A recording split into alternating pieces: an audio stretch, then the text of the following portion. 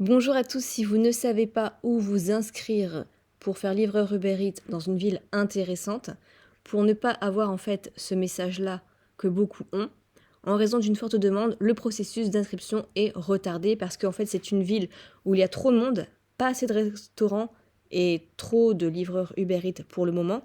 Je vous ai créé une liste de 100 villes intéressantes. Donc je vais vous montrer par exemple ce que ça peut donner. Donc là, par exemple, on a Saint-Malo. À chaque fois, ça vous dit le nombre de population. Donc toutes les villes sont moins de 100 000 habitants. Et généralement, pour moins de 100 000 habitants, il n'y a pas trop de soucis. Donc, on tourne autour plutôt de 50 000 habitants pour vraiment maximiser les chances. Ça vous dit le nombre de restaurants si c'est trouvé. Donc là, c'est pas facile à trouver, mais parfois on vous le dit. Donc là, par exemple, 60 établissements, 40. Donc par exemple pour Laval, on a 50 000 habitants et 60 établissements, ce qui est pas mal. Donc pourquoi c'est intéressant? Laval possède un bon équilibre entre habitants et restaurants. La ville a une forte présence de franchises et de restaurants locaux, ce qui assure une demande régulière pour les services de livraison.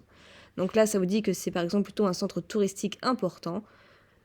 Ici, par exemple, présence d'étudiants et d'une population jeune qui crée une demande continue pour la livraison de repas. 33 000 habitants, 45 établissements, etc., etc. Et tout à la fin même, je vous ai mis le top 14 des villes. Alors, on va descendre. Le top 14 des villes où, en gros, il y a moins de 50 000 habitants. Et pourtant, il y a plus de 50 restaurants. Donc, c'est le top 14 des meilleures villes où s'inscrire.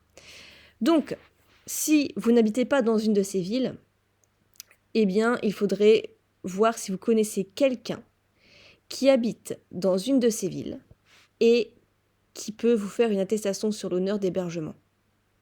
Ou en tout cas, vous arranger pour en avoir une. Parce que, au moins, vous ne serez pas bloqué. Il y a trop de personnes qui s'inscrivent dans des grandes villes et qui sont bloquées.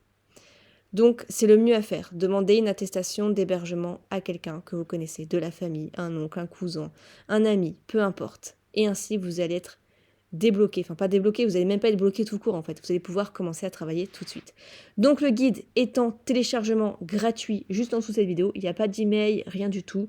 C'est juste, c'est en un clic, vous l'avez en PDF consultable en ligne. Et comme ça, vous pouvez regarder tranquillement et voir un petit peu s'il y a même une ville qui peut être très intéressante pour vous. Donc voilà, j'espère que ça vous aidera et je vous souhaite vraiment de la réussite.